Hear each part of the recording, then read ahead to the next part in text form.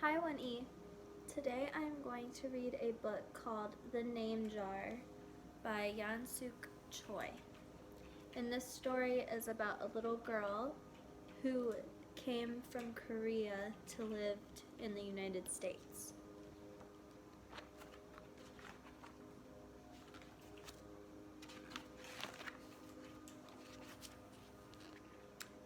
Through the school bus window, Yoon-hai looked out at the strange buildings and houses on the way to her new school.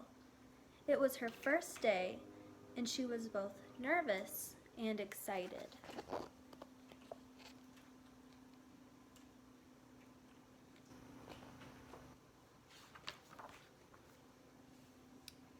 She fingered the little block of wood in her pocket and remembered leaving her grandmother at the airport in Korea. Her grandmother had wiped away Yoon-hai's tears and handed her an ink and a small red satin pouch. "Your name is inside," she had said. "My name?" Yoon-hai had wondered. Again, she took out the red pouch to look at the wooden block with her name carved in it. As she ran her fingers along the grooves and ridges of the Korean characters, she pictured her grandmother's smile.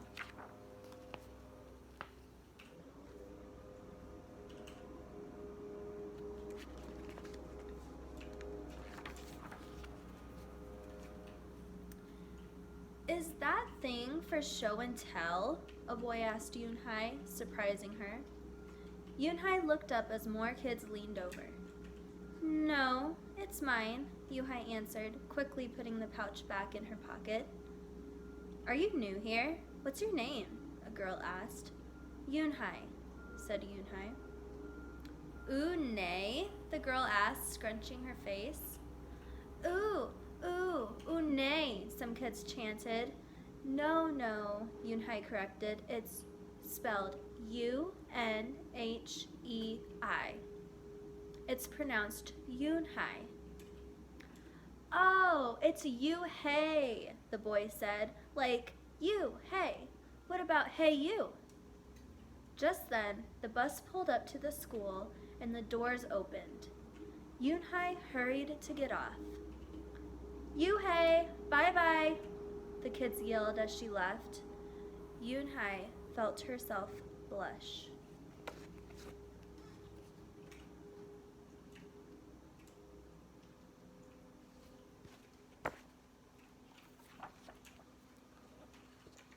Yoon-hai stood in the doorway of her new and noisy classroom. She was relieved that the kids on the bus had gone to other rooms, but her face still felt red. "Aren't you going in?" asked a curly-haired boy with lots of dots on his face. "You're the new girl, right?" he asked cheerfully. Yoon-hai nodded, and before she could walk away, the boy took her hand and pulled her through the door. "Here's the new girl," he announced so loudly that the teacher, Mr. Kokados, almost dropped his glasses. Mr. Kokados thanked him and greeted Yoon-hai. "Please welcome our newest student," he said to the class. "She and her family just arrived from Korea last week." Yoon-hai smiled broadly and tried not to show her nervousness. "What's your name?" someone shouted. Yoon-hai pictured the kids on the bus. "I haven't picked one yet," she told the class, "but I'll let you know by next week." As Mr. Kokados showed her to her desk, she felt many round, curious faces and eyes on her. "Why doesn't she have a name?" she heard someone whisper. "Maybe she robbed a bank in Korea and needs a new identity," a boy replied.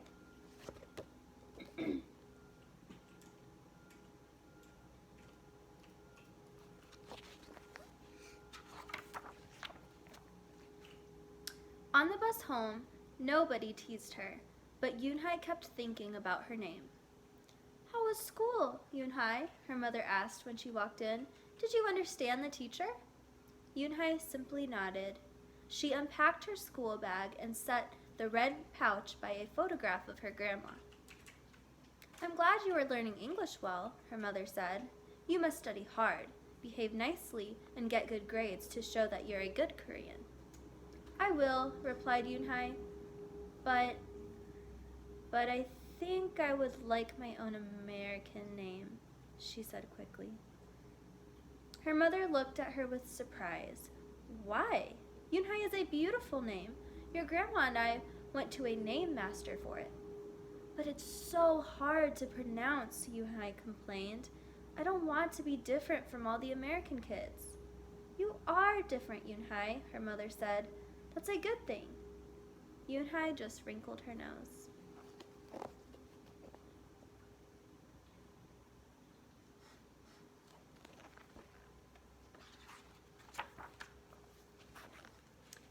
Later that day, Yunhai and her mother went grocery shopping in their new neighborhood. They passed Fadil's Falafel, Tony's Pizza, and Dot's Deli. A big graffiti-painted garbage truck roared like a lion as it took off down the street. Nothing sounded or looked familiar until they got to Kim's Market. The sign was in both English and Korean. Her mother picked up cabbage to make kimchi, Korean-style spicy pickled cabbage, and other vegetables and meat. She also found some seaweed, Yunhai's favorite, for soup. It made Yunhai smile. Just because we've moved to America, her mother said, doesn't mean we stop eating Korean food.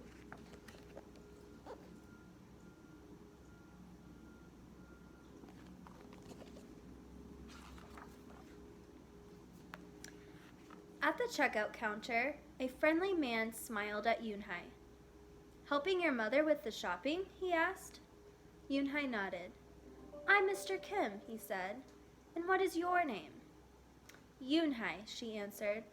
Ah, what a beautiful name, he said. Doesn't it mean grace? Yunhai nodded again.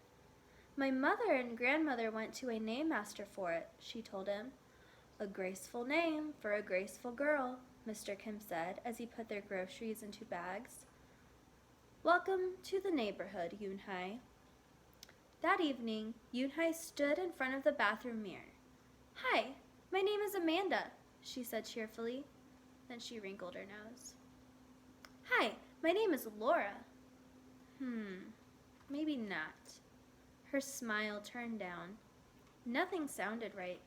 Nothing felt right. I don't think American kids will like me, she worried as she began to brush her teeth. Hi, my name is Suzy, she said to the mirror with her mouth full of toothpaste.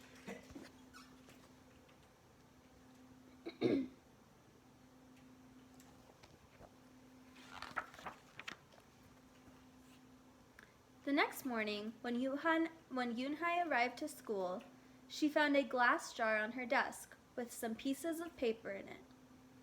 Yunhai took out and read it aloud. Daisy. That's my baby sister's nickname, but she said you can use it if you want, said Cindy, who sat next to her. Yunhai took out the rest of the paper. Tamala, she read. I got it from a storybook, said Nate. She was smart and brave. Yunhai nodded and unfolded another piece. Wednesday? Yeah, you came here on a Wednesday, said Ralph. Thank you for your help. A smile spread over Yunhai's face. Ralph quickly said, We'll put more names in it. You can pick whatever you like, or pick them all, and you'll have the longest name in history.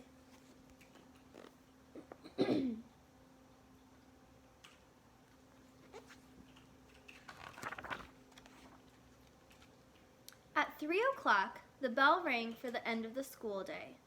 Yunhai looked out the window and saw it was sprinkling. It's the same rain, she thought, but in a different place. She watched other kids leaving in groups. Hey, a familiar voice called out to her. Yunhai turned around to see the curly-haired boy again. I'm Joey, he said, and you? Don't you have any name? Yunhai thought for a moment. Well, I can show you, she said, and took out the small red pouch.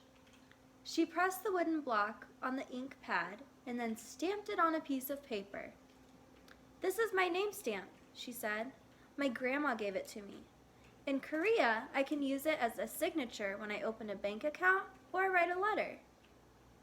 And whenever I miss my grandma, I use it to fill a piece of paper. Want to try? She offered the stamp to Joey, and he carefully inked the stamp and pressed it hard on the paper. The red characters gleamed against the whiteness. Wow, that's beautiful, Joey said. Can I keep the paper? Sure, Yoonhye said. And then the two of them shared her umbrella as they walked to the school bus.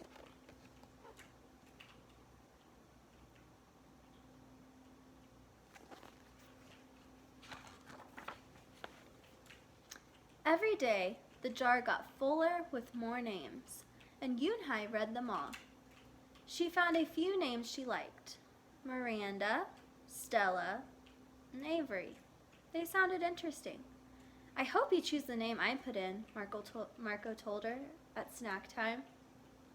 I've put in 3 more, said Ralph. Madison, Park, and Lex. They're my favorite street names. Maybe you should close your eyes and draw a name, Rosie suggested. Ralph frowned. That's silly. What if she doesn't like the name she draws? Well, we didn't get to choose our names when we were born, did we? Rosie argued. Everyone thought about this.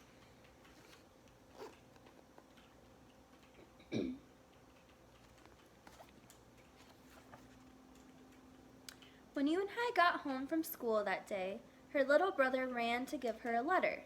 It was from her grandma. She opened it quickly. It said, "To my Yoonhye, I hope you are enjoying your new school and new friends. Be sure to help your mother and your little brother.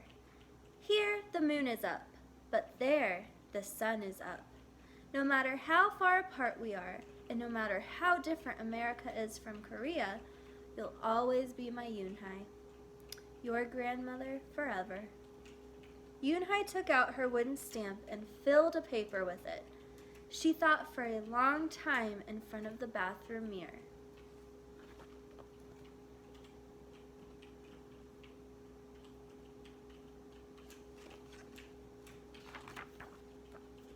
On Saturday, Yoonhye walked to Mr. Kim's store. Mr. Kim was helping a customer, but he looked up and greeted her. "Hi, Yoonhye." "Hello, Mr. Kim," Yoonhye replied. She felt as if she was back in her old neighborhood in Korea. "Hey," said the customer, turning around. It was Joey. "Your name is Yoonhye?" he asked her with his eyes open wide. Yoonhye looked up at Mr. Kim, then turned to Joey. She nodded slowly. "Yes, it's pronounced Yoon-Hai. And it means grace," Mr. Kim added. "Yoon-Hai," Joey said slowly, and this time perfectly. It made Yoonhye smile. "I'll have it ready for you tomorrow," said Mr. Kim to Joey. "Thank you, Mr. Kim. See you Monday, Yoonhye," Joey said to her. He left before she could ask him why he was at the store.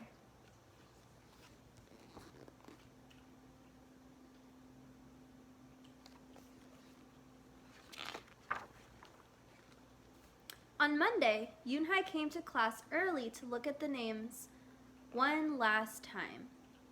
But the jar wasn't on her desk. Instead, there was just a single piece of paper with a name on it. Yoonhye slipped it in her pocket.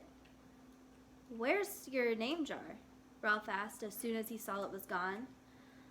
"I don't know," Yoonhye said.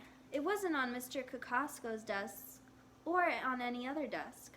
And it wasn't on the counters or any of the shelves." As other kids arrived, they helped look. Soon, Mr. Kokotos came in and Ralph shouted at him, "The name jar is gone! The jar with all the names in it!" "Gone?" Mr. Kokotos replied.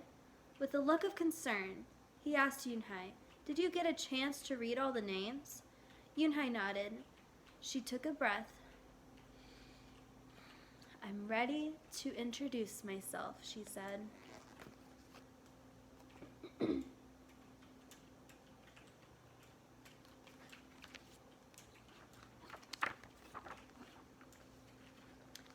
Yoonhye wrote her name in both English and Korean on the chalkboard. "I like the beautiful names and funny names you thought of for me," she said to the class. "But I realized that I liked my name the best, so I chose it again. Korean names mean something. Yoonhye means grace." "Grace! Grace! Inhye!" shouted Ralph.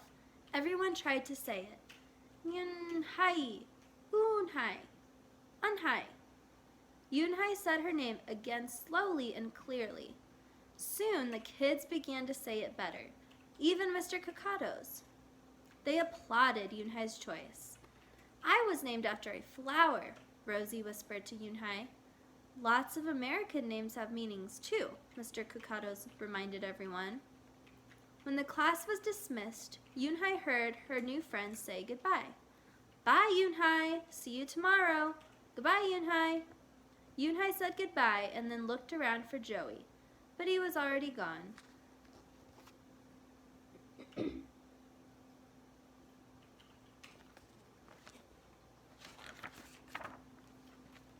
"Yoonhye, Yoonhye, come downstairs," Mother called up to Yoonhye. "Your friend is here." Yoonhye rushed down to see who she meant. There stood Joey, and in his arms was the name jar. "Where did you find it?" asked Yoonhye breathlessly. Joey looked embarrassed. Well, I took it, but only because I wanted you to keep your own name, and you did." He reached in and pulled out the names. "Do you want to keep them?" he asked. "Thank you. I'll keep them as a souvenir," Yoonhye said happily. Then she pulled out the piece of paper from her pocket. "Do you want this back?" Joey grinned. "You can keep it. I'll return the name jar to the class. Maybe you could put some Korean nicknames in it for us. Names with good meanings." "I could do that," agreed Yoonhye. "I've already got a Korean nickname," Joey said. "Mr. Kim helped me choose it."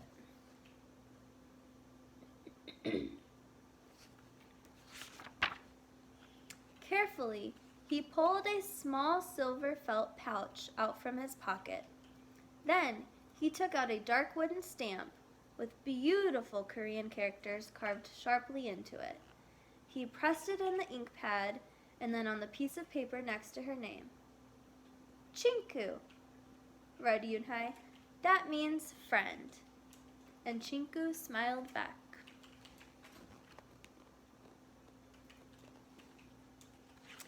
The end. So that was the end of our story, The Name Jar. I hope you enjoyed it, and join me tomorrow for another story. Bye.